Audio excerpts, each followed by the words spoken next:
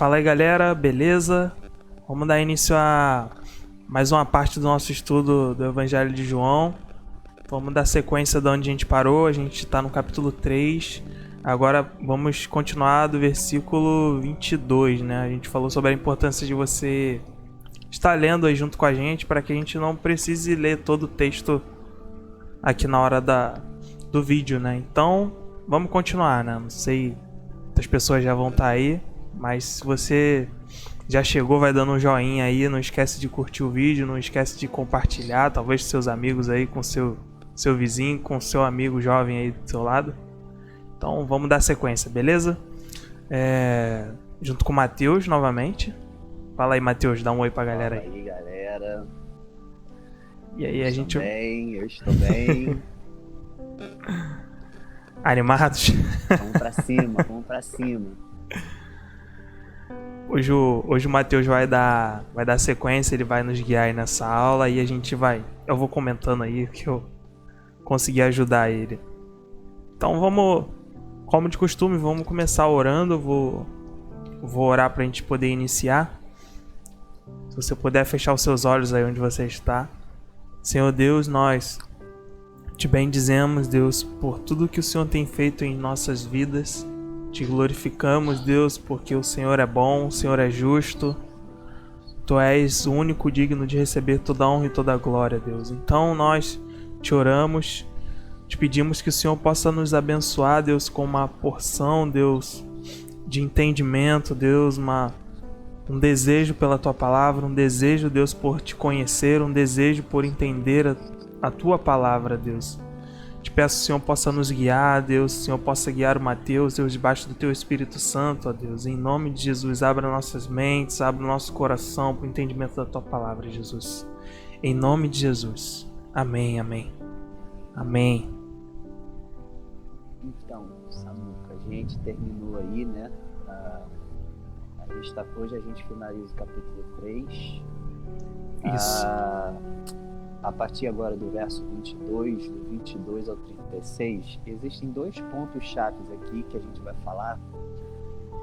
Aqui vai falar que João Batista vai continuar, João vai escrever que vai fazer vai cruzar, né, Jesus e João Batista, né? João Batista vai continuar falando de Jesus, vai dando o seu testemunho de Jesus, né? E ele fala uma coisa interessante dele mesmo, o próprio João. Então, do verso 22 ao 30, vai ter aquela frase bem conhecida que a gente está acostumado, né? Convém que ele cresça e que eu diminua, né? E o interessante, mais legal aqui, que eu achei legal da gente trazer e bem pertinente para aquilo que a gente está vivendo e vendo em Deus, é que está no verso 28.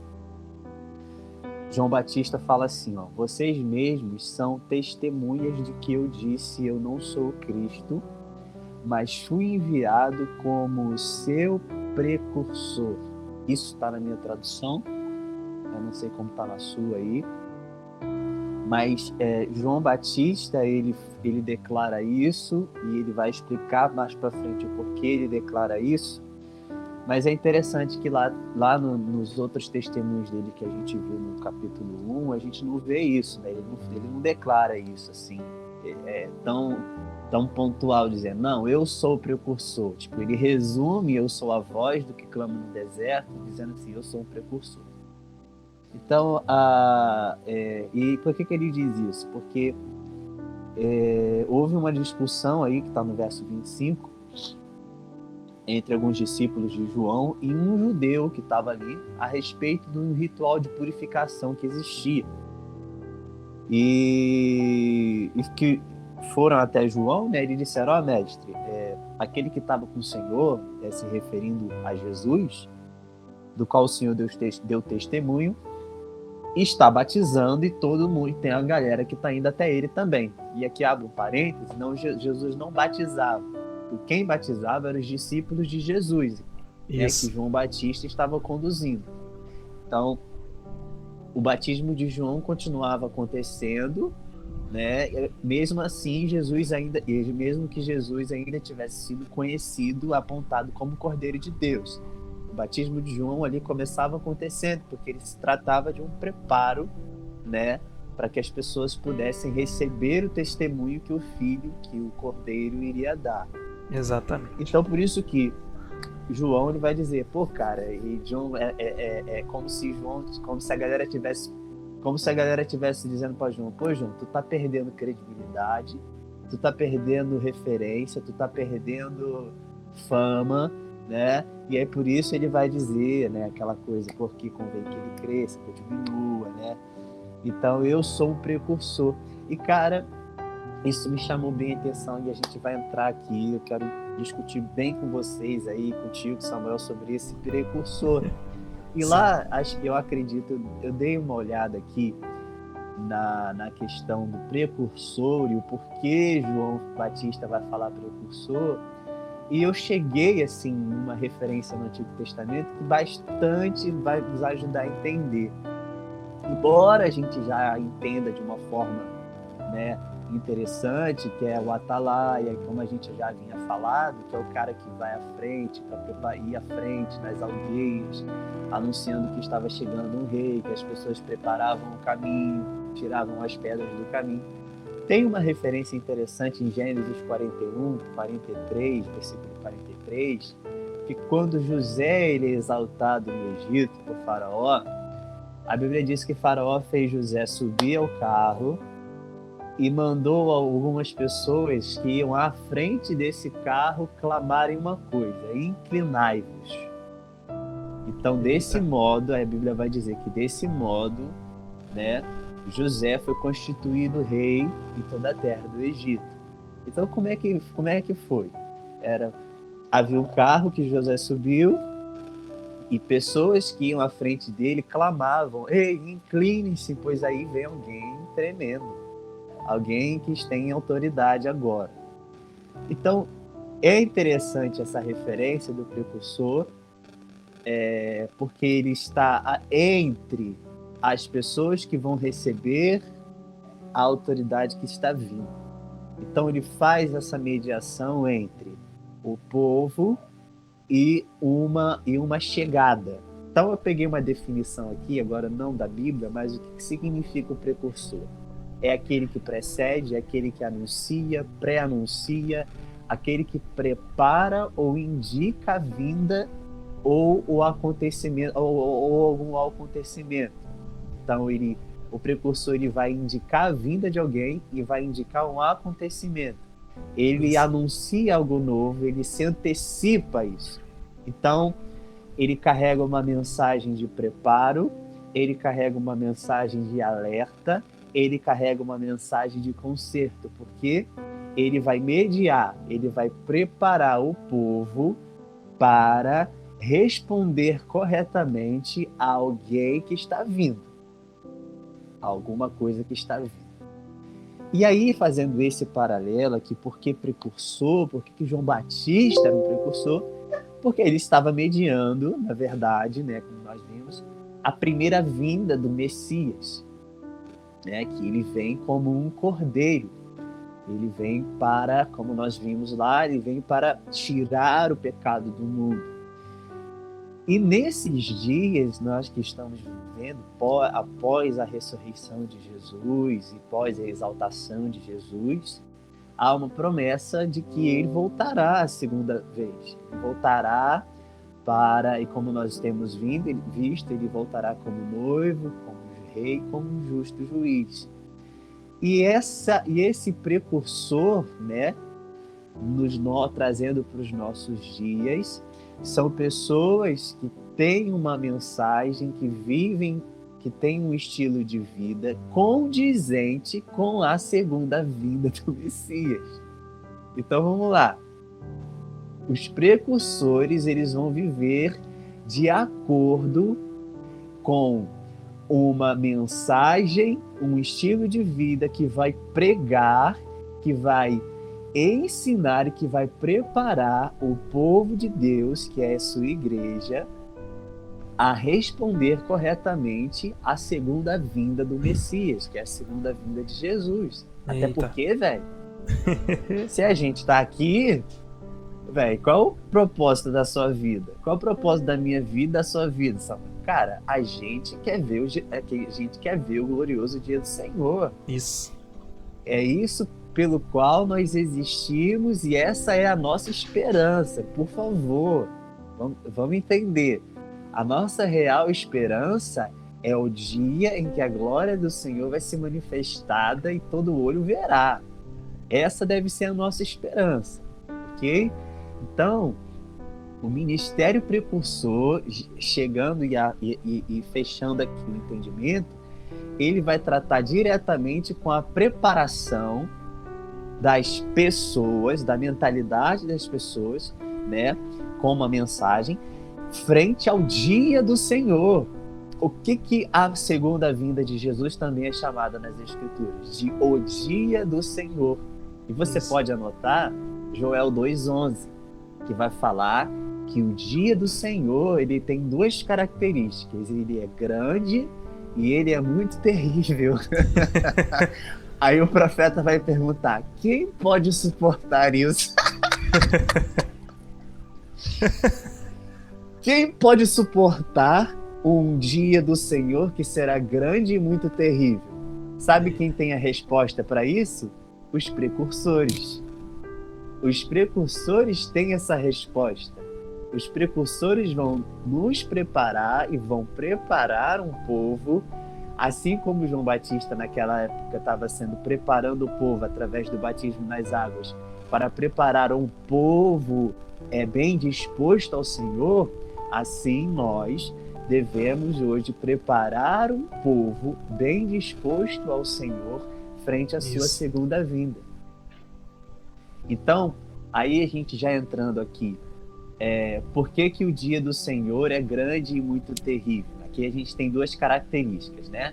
Ele é grande porque, para aqueles que aceitaram o testemunho do Filho e não rejeitaram o Filho, ele será grande porque esses herdarão a vida eterna em sua completude, né? Será grande, será glorioso para quem pertence a Cristo, para quem pertence a Jesus, para quem nasceu de novo do alto, para quem nasceu da água e do Espírito, aqueles que aceitaram o testemunho. Por contrapartida, ele será terrível para aqueles que recusam o Filho. Então ele tem uma característica positiva e uma negativa, ok? Esse dia do Senhor, né, como eu tinha dito, será ótimo para aqueles que pertencem a Jesus, porque nós, né, iremos experimentar um grande avivamento, vamos participar, né, de um tempo, cara, de grande avivamento, onde os milagres de Deus e o poder de Deus vai ser manifestado na terra de forma tão tremenda, que os salvos, né, aqueles que pertencem ao Filho nessa chegada dos últimos tempos, eles participarão desse mover sobrenatural que Deus vai atingir a terra. Isso. Que vai ser a terra será atingida. Isso está lá em Joel 2, né? Que é a promessa de que ainda haverá um derramamento do Espírito na terra, né? Sobre toda a carne. Então, será um dia glorioso para aqueles que, sim, invocam o nome do Senhor Jesus, e aqueles que nasceram de novo, que estão e que pertencem a Jesus, que estão em Cristo, ok? Só para você ter uma ideia, assim, analisando a questão de incidência de milagres, né, para você ter uma ideia, em que lugar da Bíblia no Antigo Testamento você vê os sinais e prodígios sendo operados? Era um tempo de deserto, em que Israel estava sendo liderado por Moisés, né? E no Novo Testamento, Atos dos Apóstolos, né? Onde estava havendo avivamento ali, né? Pessoas eram curadas, sabe? Era um mover muito forte na questão de milagres. Então você imagina esses dois moveres, sabe? Essas duas intensidades unificadas numa só. Tipo, O que é, cara, o mar a se abrir para o que está por vir? Aí, sabe? Então imagina essa intensidade de poder juntas, né? Liberadas na terra. Então será um grande dia. E será terrível também para os rebeldes, porque eles vão experimentar um derramamento de ira de Deus na grande tribulação, né? Então, e aí você pode ver lá, isso é bíblico, Mateus 24, Jesus vai falar da grande tribulação, que está lá a partir do verso 21 e 22. E esse é o grande ponto, né? Esse entendimento do grande dia e do terrível dia, né? Eu acho que é isso que causa a maior confusão, né? Como pode ser terrível ser a volta de Cristo, né? Deveria ser bom para todos, mas vai ser grandioso, como você falou, bem falou, Mateus, para aqueles que estão em Jesus, para aqueles que estão em Cristo, e vai ser terrível para aqueles que estão contra Cristo, para aqueles que não acreditaram no Filho, né? Por isso esse grande contraponto, né? Como vai ser bom e ruim ao mesmo tempo, nesse aspecto. Bom para quem está nele, ruim para quem não está nele. Isso aí. Esse é o entendimento básico, né? Básico. E por que vai ser o julgamento sobre aqueles que rejeitam? Porque a quem rejeita o Filho, rejeita o nome do Filho. E o nome do Filho é Jesus. O significado do nome Jesus é porque ele veio para salvar o povo dos seus pecados. Uhum. Por isso Cristo, ele foi ungido para isso. E o que é o anticristo? O espírito de anticristo é totalmente contra, é aquilo que é contra Cristo, é contra a salvação. Pare para pensar. Então, quem rejeita o Filho, rejeita a salvação. Então, já está sob influência desse espírito, né? Anticristo, né? Contra Cristo. E por isso é justa a condenação, né? Porque ele rejeita o Filho. E a gente vai falar sobre isso no decorrer das nossas conversas aqui, e acredito que a gente vai chegar num ponto em que a gente vai conseguir definir o que é crer em Jesus e o que é não crer em Jesus, porque, cara, pasma, muita gente diz que crê em Jesus, mas onde estão os frutos que diz que você crê? Acho que aqui que está a chave, sabe? Eu creio em Jesus, ok, me mostra os frutos da sua crença. Mostre os seus frutos de arrependimento. Verdade. E mostre os frutos que você creu, sabe? Porque as pessoas falam assim, eu creio em Jesus. Mas a vida, elas continuam presas e escravas numa mesma vida anterior. Não há progresso de vida, não há crescimento. É sempre presas nas mesmas coisas e diz, eu creio em Jesus. Aí eu falo, fofo, até os demônios creem. E melhor, eles estremecem. Fofo. Os demônios, a Bíblia diz, que creem e estremecem. Aí eu fiquei perguntando, mano, ele teve uma época na minha vida que se eu fosse comparado com um demônio, a minha crença, ele era mais crente que eu. Porque o demônio estremecia de terror de Deus, sabe? Parece que ele tem mais entendimento, né? Parece que o demônio tem mais entendimento que eu. Nossa, Jesus, ainda bem que o Espírito Santo me abriu meu entendimento, né? Porque, poxa, eu creio em Jesus, tá? Agora me mostra seus frutos. Me mostra que o temor do Senhor está em você, sabe? É o que a gente falou na aula passada, né? Tipo, é um progresso, né? Você tem que continuar sendo lavado, né? Você continua sendo salvo, né? Isso aí. Então é isso que a gente tem que entender. Então, para fechar a precursão, é o seguinte: quem pode suportar esses eventos do dia do Senhor, da segunda vinda de Cristo, ou a segunda vinda de Cristo, né? Dia do Senhor, segunda vinda de Cristo é a mesma coisa. Quem pode experimentar a libertação em favor de Deus para esse momento único na história? Que momento único na história? É o único. Os precursores, eles vão ter a resposta para isso. Como nos posicionar diante disso, sabe? Então, fechando aqui o entendimento, os precursores, eles preparam o caminho para o Senhor. Eles preparam as pessoas para que elas respondam corretamente a Jesus em vista da sua segunda vinda.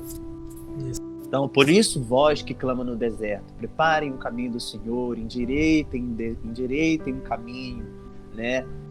Para que a glória do Senhor, e a glória do Senhor será revelada, e todo olho verá, e toda carne verá. Isso está lá em Isaías 40, do verso 3 ao 5, né? Então, e aí tem outra profecia lá em Isaías 62, do 10 ao 11, que fala também que certamente a salvação está chegando. Então, apontam para esse grande dia, terrível e grande, que é o dia do Senhor. Tá? Então, os precursores, eles incomodam, né? Porque eles vão trazer fundamentos, eles vão trazer quebras de paradigmas, eles vão trazer quebras de religiosidade. Não estou falando de tradição, mas uma quebra de uma religiosidade, sabe, de um pensamento em que é tradicionalismo, sabe? Tudo que atrapalhe a nossa compreensão e o nosso posicionamento diante dessa segunda vinda, desse dia do Senhor. Então, é um alinhamento, né? Como João Batista, o cara totalmente desalinhado aos olhos da religiosidade daquele tempo. O cara que come mel e gafanhoto, se veste igual um maluco, cabeludo, e fica gritando no meio da rua: arrependam-se dos seus pecados, sejam batizados, confessem seus pecados, sabe? É quebrar paradigma, é quebrar paradigma. Então, existem alguns 7 pontos aqui que eu quero trazer sobre esses precursores, sobre os precursores, que é o seguinte: é que muita gente não entende isso aqui. Todo mundo pode ser precursor? O precursor, eu queria entender isso. Será que é somente pessoas específicas são precursores? Como é que funciona esse trem? Os precursores, eles têm uma mensagem específica em diferentes esferas da vida. Por exemplo, eles podem ser pregadores, eles podem ser artistas. Você pode ser um artista, cara, e mexer e ter uma mensagem que vai preparar as pessoas para a segunda vinda de Jesus.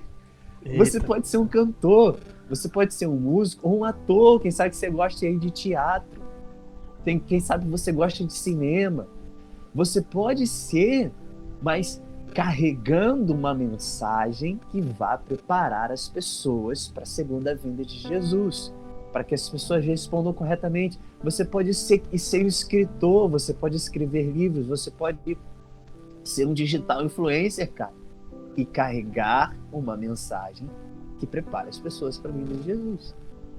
Você pode ser, cara, um empresário que prepara as pessoas. Então, diante disso, cara, olha só, você também pode ser, sabe, o irmão que discipula o outro. Você pode ser um precursor, porque precursor tem a ver com uma mensagem que você carrega, cara, e que vai preparar outras pessoas para a vinda de Jesus. É por isso que eu tenho falado, a gente tem batido na mesma tecla. Irmão, se a minha vida não fala Maranata, irmão, para de fazer, vai pra praça comer pipoca até você entender o propósito da sua vida. Caramba. Porque se eu não vivo para Maranata, eu não vivo. Se eu não vivo para a hora vem Senhor Jesus, eu não vivo. Então, você pode ser a pessoa, entre aspas, sabe, anônima, mas ainda assim ser uma precursora. Então você pode ser um precursor na sua universidade, você pode ser um precursor na sua escola, você pode ser um precursor. Sabe qual é o maior tipo de precursor, assim, sabe, mais importante? Pai e mãe, Samuel. Verdade. Pai e mãe. Verdade. Aí não vem, velho. É pai. Cara, seu filho não vai ser crente só porque ele faz escolinha dominical domingo. Se seu filho não vir em você Maranata, se o seu filho não vir em você interesse pelas coisas de Deus, cara, não espere que ele vai ter interesse pelas coisas de Deus só por você colocar ele numa escola cristã, só porque, sabe, não vai ter.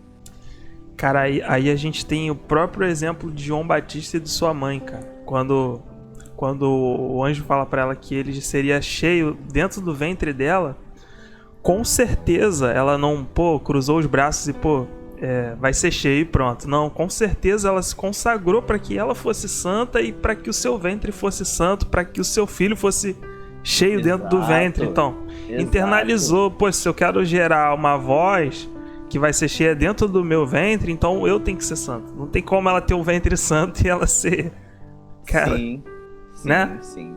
Totalmente contrário a essa palavra. Então, pai e mãe, cara, é fundamental para... É o primeiro discipulador do seu filho, né? Vai ser o primeiro discipulador. Não tem como, não tem quem tem uma palavra mais forte do que o pai e a mãe pro seu filho. Então, não tem milagre que se faça na escola dominical, na igreja. Sim. Se dentro de casa não for a real referência, né? A pessoa que vai discipular primeiramente. Então, cara, esse é o papel fundamental, né? Se tem alguém que vai preparar o caminho de alguém, é o pai e mãe, cara. São os nossos pais e nossas mães. Isso aí. Então... Ou quem tem esse papel de pai e mãe, né? Às vezes não é o pai e mãe, mas é uma tia, uma avó, né? Que vai ter esse papel fundamental de preparação. Isso aí. Então, dito isso, eu vivo Maranata em qualquer lugar. Dito isso, eu vivo Ora Vem Senhor Jesus em qualquer lugar, sabe? Eu vejo que na cabeça da juventude hoje, elas estão muito aflitas, que chega na idade crítica, né?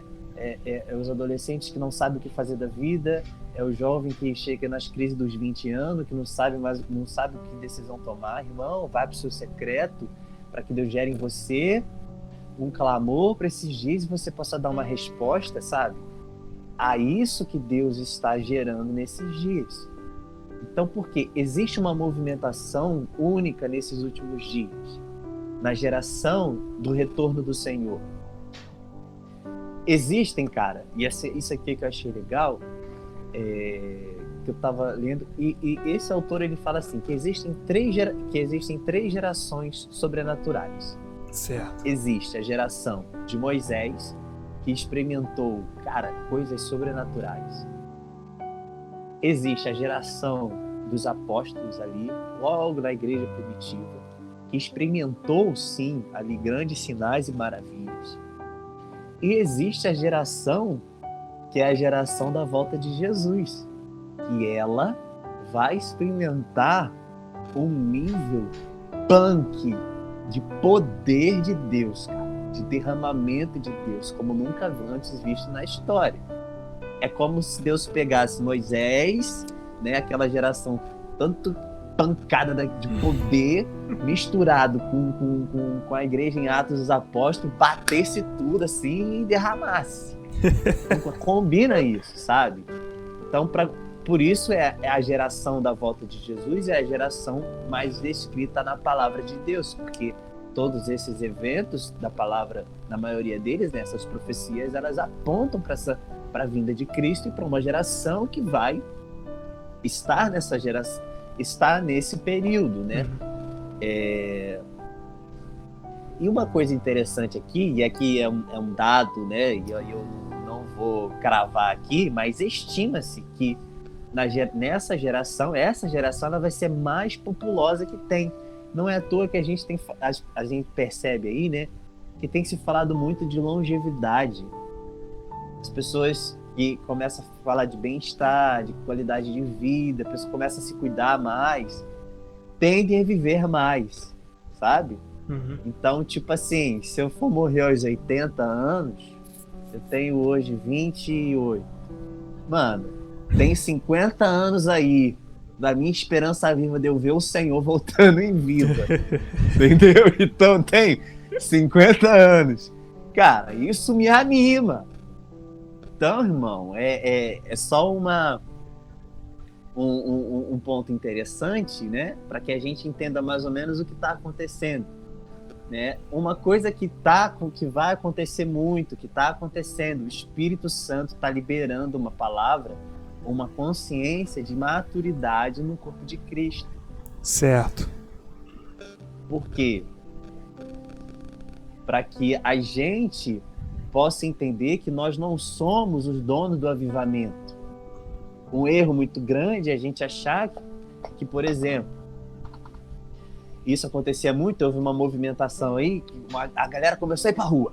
Vamos pra rua, nós é avivamento, vamos pregar o evangelho na praça, vamos fazer não sei o que, isso aqui. Isso acontecia. Só que, cara, eles, não todos, né, mas havia uma movimentação e que colocava em detrimento tudo que os nossos pais fizeram lá atrás. Onde os nossos pais espirituais, o que os nossos pais espirituais semearam.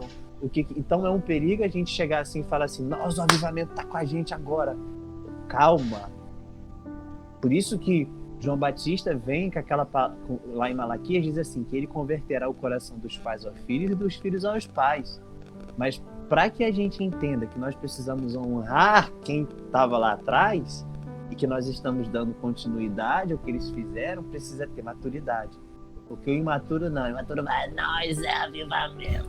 Quebra a tudo. gente é dono do avivamento. Então a gente tem que ter maturidade, por isso que o Espírito Santo já tem trazido essas palavras, sabe? Porque maturidade também fala de comunhão, de ser um com Deus. João 17, 26. Então, mais ou menos aí, tá? Outra coisa que tem acontecido muito é que o Espírito Santo vai enfatizar nesse tempo, cara, a beleza de Jesus. A beleza de Jesus, aí você pode anotar Apocalipse 19, Mateus 24, 25 e Isaías 60, capítulo 60 e do capítulo 60 ao 62. Então, a beleza de Jesus, ela vai ser revelada. Jesus como noivo, Jesus como rei, Jesus como justo juiz. Por quê? Jesus como noivo, o amor constrangedor, um profundo desejo dele de ter o seu povo para si. A graça extravagante, o escândalo da cruz, o escândalo da graça. E Jesus também como um rei para exercer justiça, liberando poder, liberando o governo para quê? Para que as trevas sejam vencidas e os perdidos sejam alcançados. Justiça em favor dos perdidos, do injustiçado. E terceiro, Jesus como um justo juiz, para que o nível de santidade não caia. Para quê? Para que o padrão de conduta seja mantido. E essas três coisas não são separadas. Jesus não vai suspender o atributo dele de justo juiz para exercer ele como noivo apaixonado. Não. Ele exerce as três coisas ao mesmo tempo. Ele exerce o seu atributo de paixão como noivo que deseja uma igreja, junto como rei, junto com o justo juiz. Então são três coisas inseparáveis. Jesus não abre mão de uma coisa para exercer a outra. Jesus não vai abrir mão de ser noivo para ser rei. Jesus não vai abrir mão de ser rei para ser só juiz. Não. As três coisas, elas são combinadas e vão atuar juntas para que nos mostre o escândalo da graça e, por causa disso, através de nós possamos exercer justiça e, sim, não descer o padrão de conduta, não descer o padrão de santidade. Então, e aqui chegando no ponto 4, os precursores, eles vão participar dessas três atividades. O Espírito Santo terá três atividades nesse tempo. Ele vai atuar, ele tem atuado, né? E a gente vai com a restauração do primeiro mandamento, ou seja, restaurando no nosso coração Jesus como o único, e não simplesmente como o primeiro. Deus como o único no nosso coração, que é o primeiro mandamento. Depois, ele vai reunir a colheita, o Espírito Santo vai liberar uma colheita, e a gente vai ver muitas pessoas sendo salvas. E terceiro, haverá um liberamento, a igreja em parceria com Jesus, nesse liberamento do seu juízo e justiça na terra. Até porque Deus não exerce juízo sem exercer amor, não exerce juízo sem exercer justiça. Essas três coisas nunca estarão separadas. Sempre que Deus exercer juízo, ele vai estar exercendo amor. Sempre que Deus está exercendo justiça, ele vai estar exercendo juízo também. Então, outra coisa interessante sobre aqui nesse ponto 4 é que Deus vai abalar tudo com relação aos juízos nesse período. Deus vai abalar. Lá em Abacuque 2, dos 6 ao 8, diz que Deus vai abalar os céus, a terra, o mar, a terra seca. Todas as nações serão abaladas. As instituições, né, na verdade, vai ser despertado nas nações um desejo por Jesus, o desejado das nações. Vai haver perturbação econômica, porque dele é a prata, dele é o ouro. Vai haver transferência de riquezas para as mãos da igreja. Vai ser muito doido isso aí. Ageu tá lá em Abacuque 2, dos 6 ao 8. Depois você abra lá e lê. Vai ser uma doideira. Deus vai abalar. Então você vai ver um abalo nos céus, tipo a atmosfera, o padrão climático vai mudar. A terra vai ter terremoto, vai intensificar. O mar vai ter tsunami, maremoto. As coisas vão se intensificar. Mas é Deus que está fazendo. Porque ele está abalando o que é abalável. Ele vai abalar o que é abalável para que o inabalável permaneça. Aí você pode anotar Hebreus 12, 26 a 27. Outro ponto aqui, ponto 5, sobre ainda o ministério precursor. Deus vai, nesse tempo, preparar precursores no deserto, irmão. Cara, eles vão preparar pessoas no secreto, para que no determinado tempo eles vão treinar a voz. Deus vai treinar a nossa voz no secreto, para que quando chegar a hora, a gente possa manifestar o que a gente viu no secreto, com essa mensagem. Não sei em que esfera de influência você vai atuar, mas onde Deus te colocar, você vai lhe carregar uma mensagem que vai preparar as pessoas para a vinda de Jesus. É isso que a gente tem que entender. Porque isso fala, lá no verso 29 de João, ele vai falar que ele é amigo do noivo. Então, assim, o amigo do noivo, ele se alegra com a voz do noivo. A voz do noivo, que ele ouve, transmite para a noiva. Transmite para a noiva. Então, é esse lance de intermediação. Outro ponto 6, sobre a questão dos precursores, é que eles vivem um estilo de vida de jejum e oração. Então, assim, a gente tem que jejuar. A gente tem que viver uma vida de oração e de jejum. A gente não tem como viver isso. Por quê? Porque, cara, o jejum, ele quebra o nosso coração para receber mais revelação de Deus. Num prazo curto, um prazo mais rápido. E com um impacto muito mais profundo. Então, o jejum potencializa a obra. Não é que ele faz alguma coisa em nós, mas ele permite que Deus haja de uma forma mais profunda em nós. Então, ele é como um trabalho de parceria com Deus. Então, é necessário jejuar. É necessário que a gente viva uma vida de jejum. E aqui, por último, eles são treinados, cara, no movimento de oração. E aqui eu abro um parênteses. A gente não é pra gente, não tô falando que a gente tem que orar aqui, cara, aquelas orações que são voltadas na alma. É pra mim, que são levadas, que me leva a orar, são alguns sentimentos, assim, sabe? Alguma coisa ruim que acontece. Não é dessa oração que eu tô falando. Não tô dizendo que ela não é válida. Mas os precursores, eles são treinados e eles vão orar a vontade de Deus. Eles vão orar a palavra de Deus. Então, se tem uma coisa que a gente precisa voltar a orar, é isso aqui. É a vontade de Deus.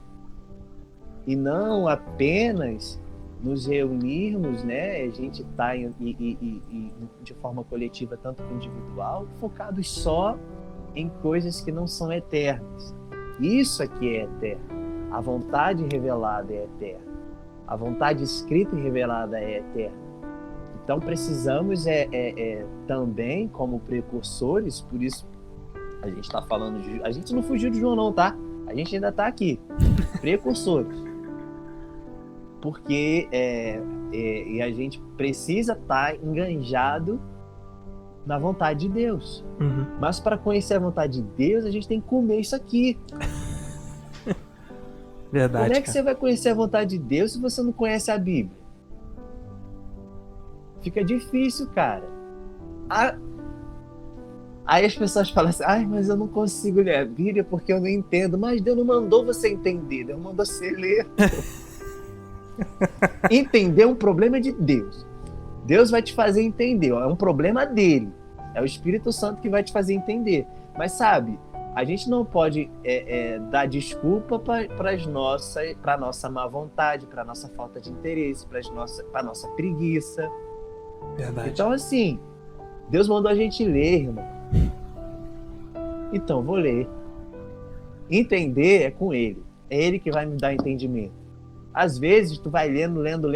Às vezes, cara, no finalzinho, tu lê 4, 10 capítulos. No finalzinho tem uma parada que, cara, aí já era. Aí tu fica maluco.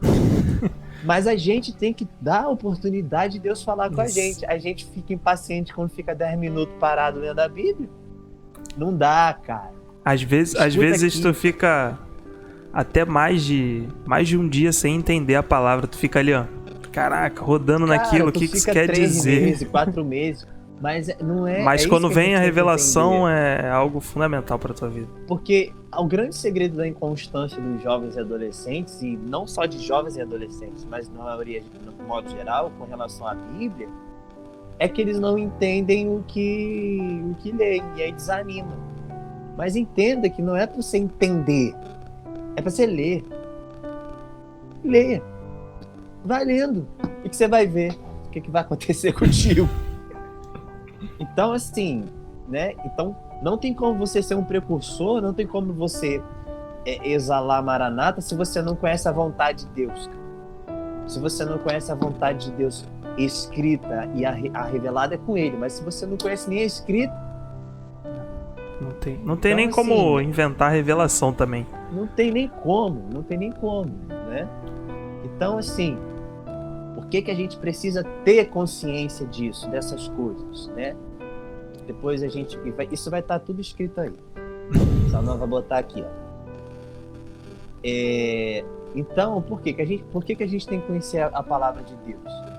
Porque quando Jesus se manifestar na sua segunda vinda, ainda falando, a gente ainda está dentro do precursor, que é o cara que prepara a vinda de Jesus, né, as pessoas para a vinda de Jesus, a maioria das pessoas vai se escandalizar quando Jesus vier. Elas não vão entender como um cordeiro vem com as vestes salpicadas de sangue de tanto pisar na cabeça dos seus inimigos. Como um Jesus que é amoroso vem para rasgar seus inimigos no meio. Por isso que a gente tem que ter a nossa mente renovada, para que quando Jesus se manifestar, a gente não se escandalize. Esse é o ponto. Esse é o ponto principal. Porque a gente às vezes está nadando no mundo do Peter Pan lá, né? Que diz, ai, Jesus é amor. É amor. Mas ele também é justiça, juízo. Então não tem como a gente, sabe? Graças a Deus que a gente está tendo esse entendimento agora. Que o Espírito Santo está provocando. O Espírito Santo está largando nosso entendimento para alguns pontos importantíssimos, principalmente da ira de Deus. E entender que a ira de Deus não é ruim. A ira de Deus é como a alergia que ele tem ao mal. Ele odeia o mal. É a reação de Deus, da justiça, contra a injustiça, irmão. A ira... Então, assim, Deus não é facilmente... Deus não é vingativo, Deus não é irritadinho. Mas por causa da sua santidade, ele está, cara, ele é inalteravelmente comprometido, cara, em se opor e julgar toda e qualquer desobediência. Então, por isso que quem rejeita o Filho vai experimentar a ira de Deus no futuro. Porque a rejeição ao Filho é a desobediência, porque se o cara rejeita o Filho, se o cara rejeita Jesus, se o cara não aceita o testemunho do Filho, ele prova que Deus é mentiroso. Então só o fato de você rejeitar o testemunho do Filho, que diz que é necessário ser salvo, que diz para o Nicodemos, que tem 30 anos de igreja, que é necessário nascer de novo, o cara que rejeita isso, né, ele está em desobediência, porque ele se vale ainda de uma justiça própria. Então, a rejeição é a desobediência e Deus vai julgar toda e qualquer desobediência.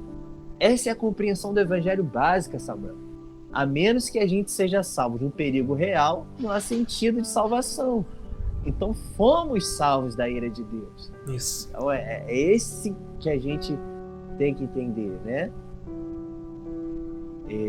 E também essa questão do Espírito Santo estar alargando o nosso entendimento sobre esses pontos, ele também vai nos conduzir à intercessão, que entra dentro da oração intercessória, que fala de orar a vontade de Deus, de liberar os juízos de Deus de acordo com a vontade de Deus, sabe?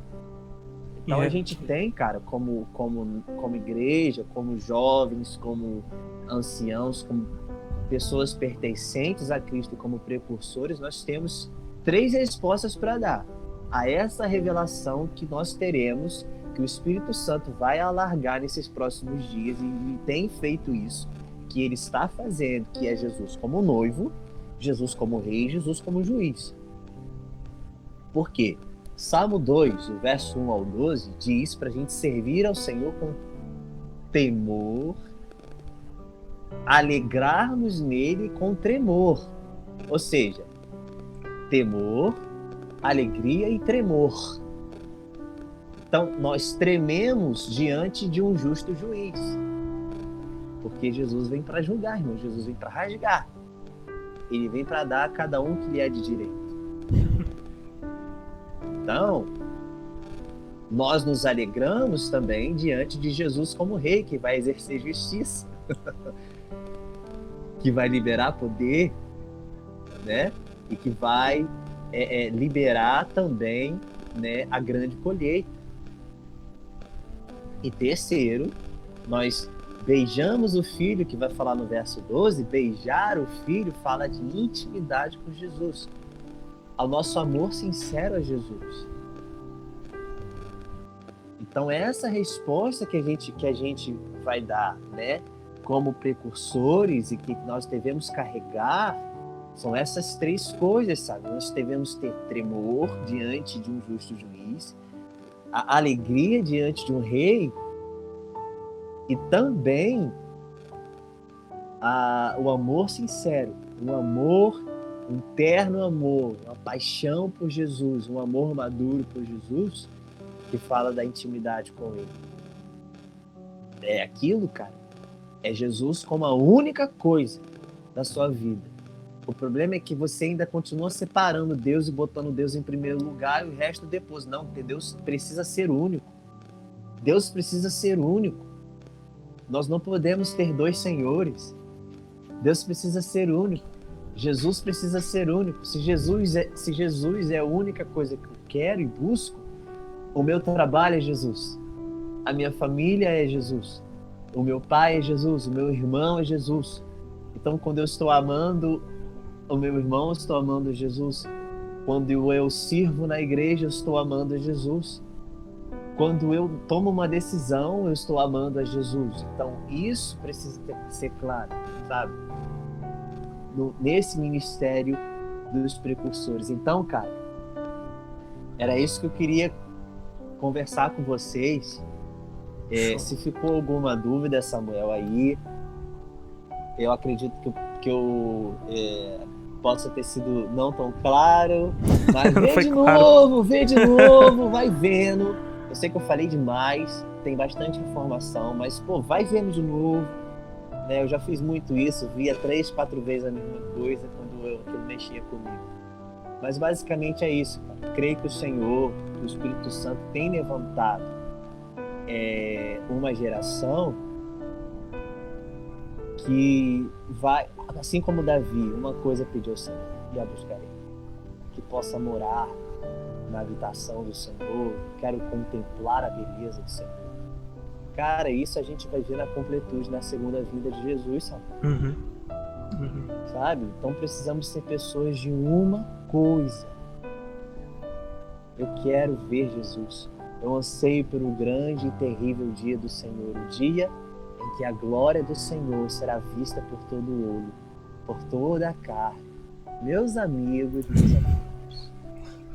Meu Deus. Então, Meu por Deus. isso é importante o ministério de precursor estar aqui. Aqui, nesse caso, era com relação à primeira vinda. Mas podemos sim adaptar e trazer essa referência à segunda vinda de Jesus claramente. Aí ela vai fazer parte mesmo da segunda vinda, não tem como.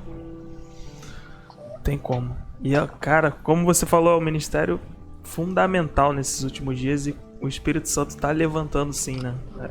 Isso a gente percebe olhando a igreja assim, brasileira, né? Como ela tem se despertado para a oração, se despertado para o jejum, para uma adoração mais centrada em Deus, né?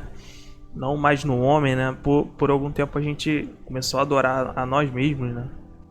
Muitas canções foram criadas para amaciar o nosso ego, mas agora a gente está voltando para uma adoração centrada em Jesus, voltando a prestar atenção nos planos de Deus, né? Nos propósitos de Deus, orando a partir disso, né? Isso. Porque a gente sabe que intercessão é você se colocar, né? Entre uma pessoa, né? Orar por uma pessoa.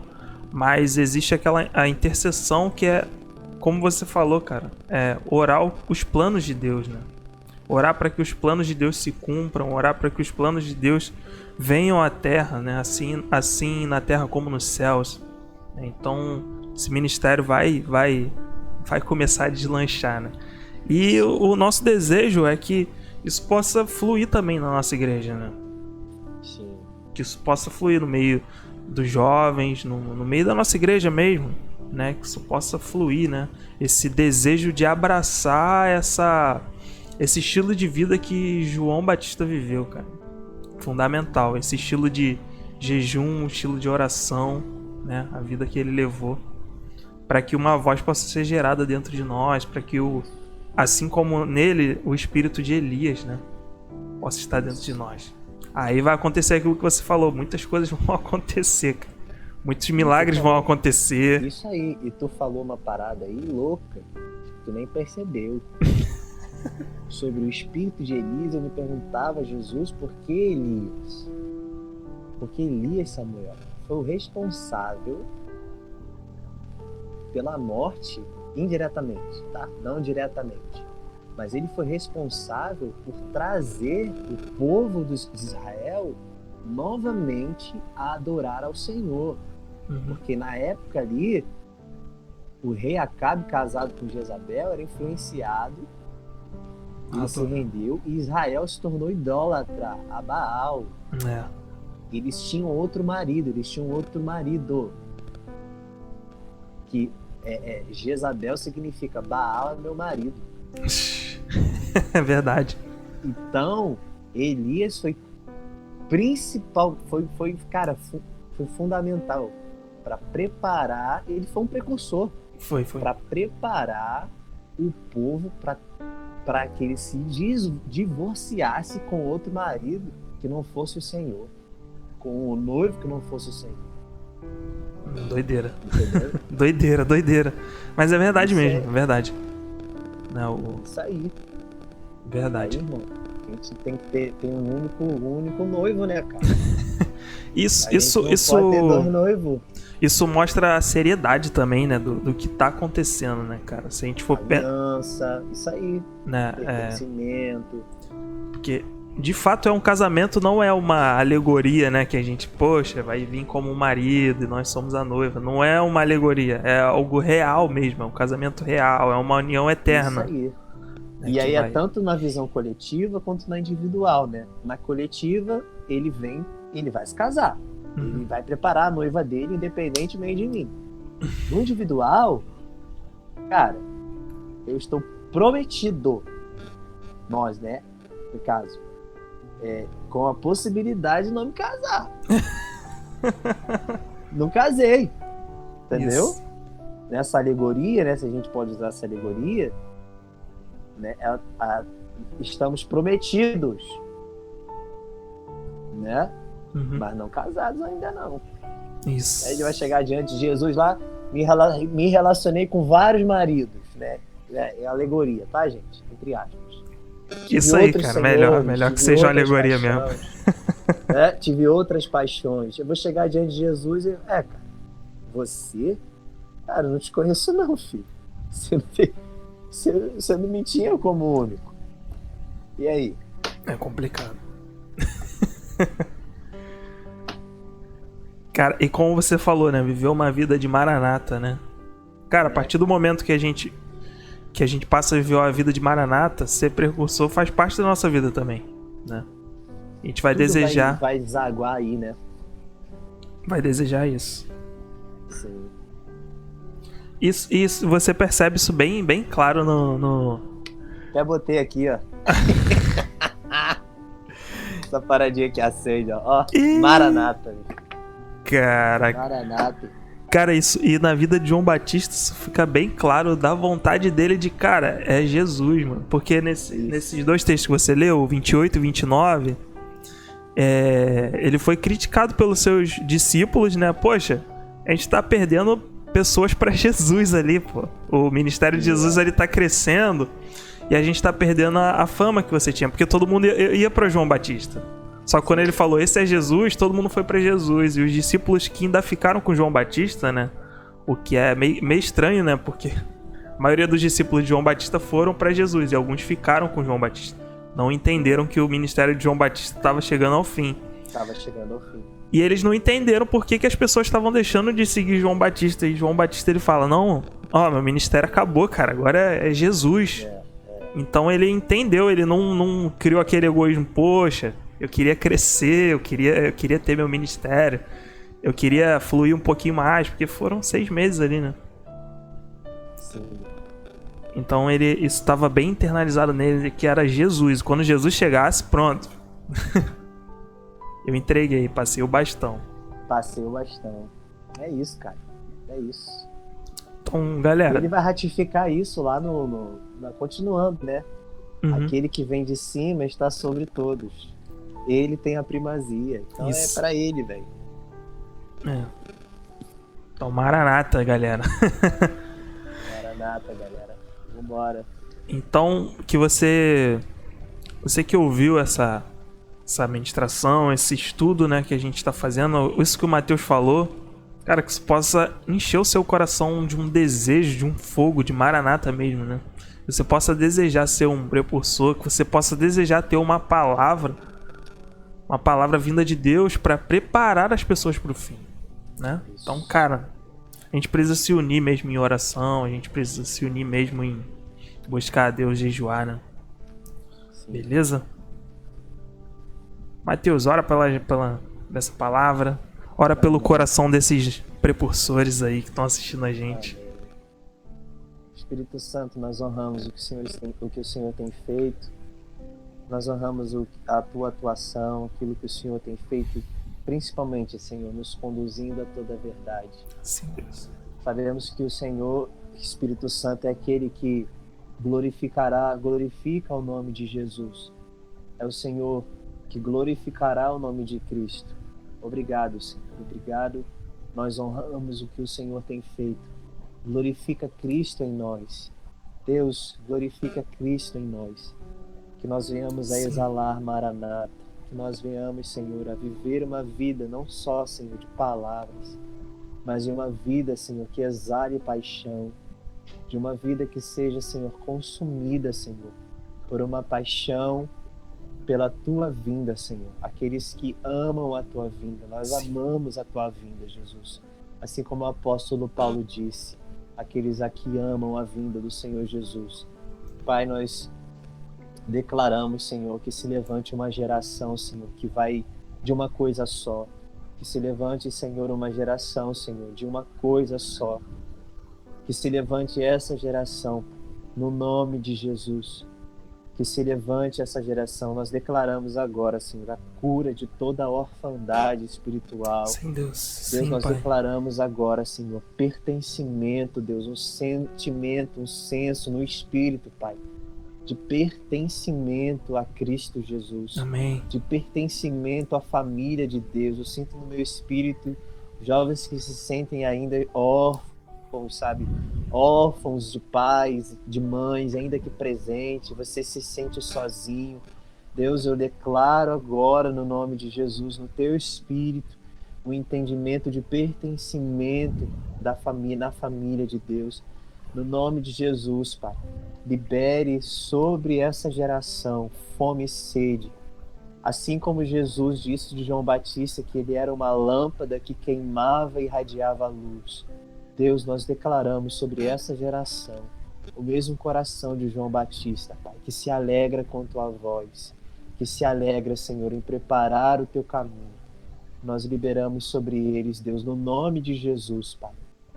Abençoe, Senhor, o teu Amém, povo. Deus. Abençoe, Senhor, os nossos pais espirituais. Nos perdoe, Senhor, por tantas vezes, Senhor, nós quebrarmos essa aliança, Deus. Nos faz entender, Senhor, e nos faz honrá-los, ó Deus, e honrar aquilo que eles fizeram até aqui, Senhor. No nome de Jesus, Pai. Nós te pedimos isso no teu nome. Amém. Amém, amém. Amém, é isso, galera. Não esquece de dar o joinha aí, curte o vídeo, compartilha se você quiser e puder, se inscreve no canal aí, beleza? Fica na paz. Usa o álcool em gel. Ó os coroca. Eita. Valeu, galera. Fica na paz. Valeu, Matheus. Até a próxima. Até terça que vem. Valeu. Até terça que vem. Valeu. Paz.